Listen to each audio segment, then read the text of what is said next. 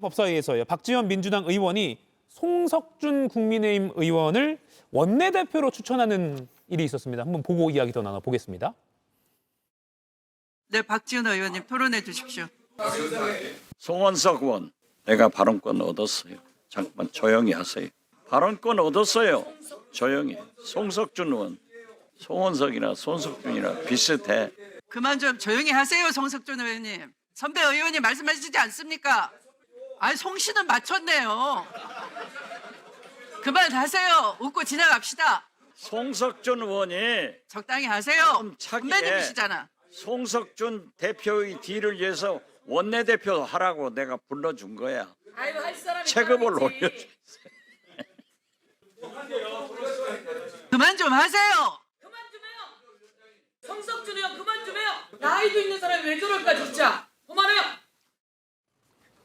예, 그만큼 사실 뭐 이렇게 말실수, 이름 호칭 실수에 있어서 웃으면서 넘어갈 수도 있는데 오늘은 좀 그렇지 않고 좀 길게 끌어진 것 같습니다. 그만큼 법사위 여야 간의 어떤 갈등, 충돌이 굉장히 격해지는 순간들이 종종 있었습니다. 자, 그러면 이 상황이 오는 수요일 15일에 대법원 현장 국감이 또 있지 않습니까? 그때는 또 어떤 영향이 있을 것인가? 그때도 조희대 대법원장이 나와서 잠깐 인사말만 하고 뭐 돌아갈 것인가? 좀 예측을 좀 해봐 주시죠.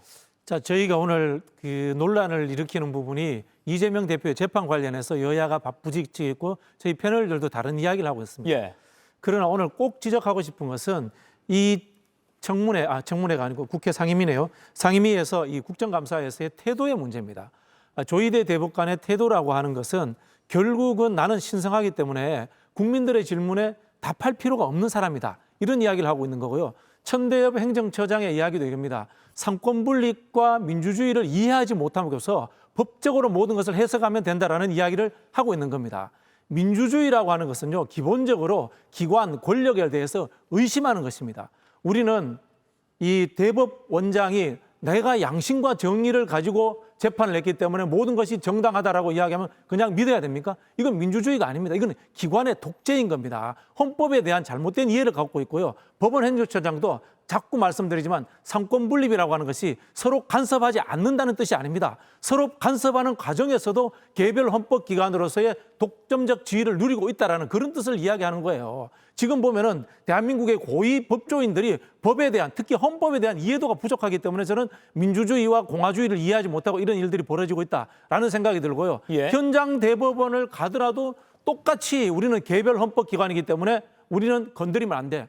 그런데 왜 대통령은 특별 예를 들자면 늘 불러다가 행정부의 관료들은 거기에 대해서 따지고 듭니까? 우리나라 지금 종편에서 매일 대통령을 도마에 올려가지고 비판하고 비난하기도 합니다.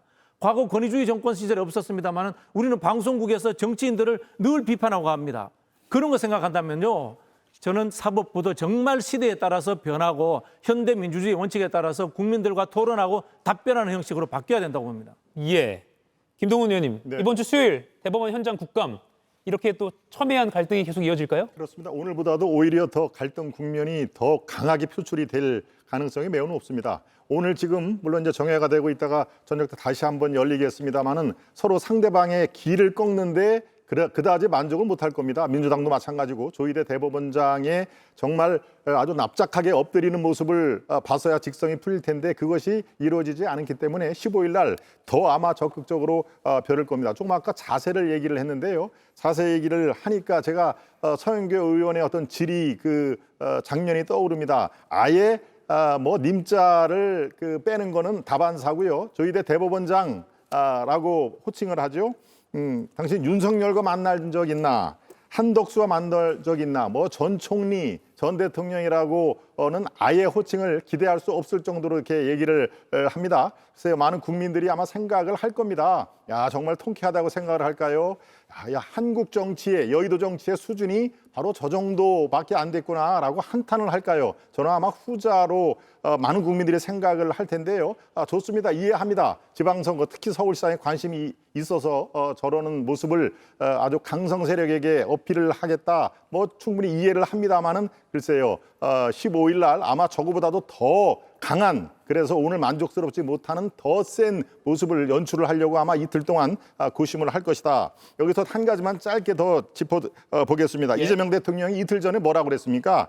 국감 여야 막론하고 적극적으로 협조하라라고 지시2의 그런 문서를 대변인단 통해서 발표를 했습니다. 타당한 지적을 만약에 방치할 경우 엄중 문책하겠다까지 얘기를 했습니다. 오늘 타당한 지적이 저 법사위뿐만이 아니라 여러 가지 나온 거를 제가 알고 있습니다. 이게 과연 이 실천이 될지, 대통령의 지시조차 여당 의원들이 무시를 할지, 바로 이 국감을 이 전 국민이 정말 아주 관심 있게 지켜보기 위해서는 오늘과 같은 저렇게 날선 무조건 본인의 자기 정치를 앞세우는 그런 모습은 15일뿐만이 아니라 앞으로의 한 달 동안 국감에서는 다시는 보지 않기를 촉구를 합니다.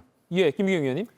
우선적으로 대법원이 추미애 법사위원장한테 답변서를 냈다고 합니다. 근데 그 부분에 대해서 여당과는 어떻게 보면 공유를 하고 야당 의원들한테는 그걸 주지 않았다고 합니다. 근데 나경원이 대법원으로부터 받은 내용을 보면 3월 28일 날, 3월 26일 날이 이제 고법에서 결과가 나는데 이틀 뒤에 선거법 사건 대법원 접수된 직후 전원 합의체 심리가 그때 시작됐다고 합니다. 그러니까 우리가 알기로는 4월 22일 날 심리가 시작됐다고 하는데 그게 아니라 3월 28일 전원 합의체 심리가 그때 시작됐다고 얘기를 하고요.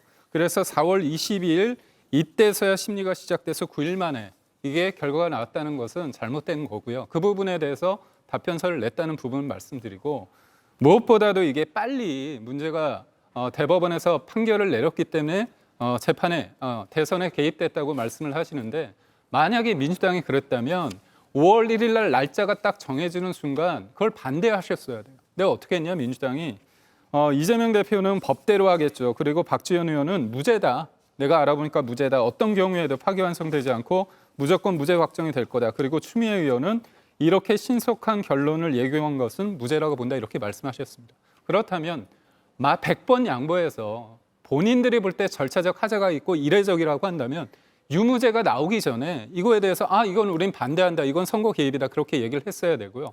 무엇보다도 수만 페이지에 대해서 이 부분을 보는 게 힘들다고 말씀하셨는데, 법무부 장관을 했던 박범계 의원께서는 며칠 안에 수만 페이지 볼 수 있다고 얘기했고요.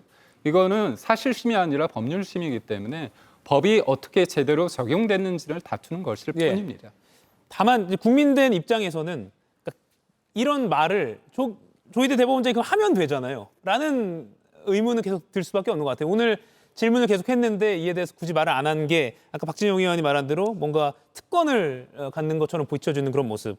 자, 국민들에게 직접 소명할 수 있는 기회를 오히려 깔아준 것인데 그걸 활용하지 않느냐라는 의문도 또 제기되는 것 같습니다.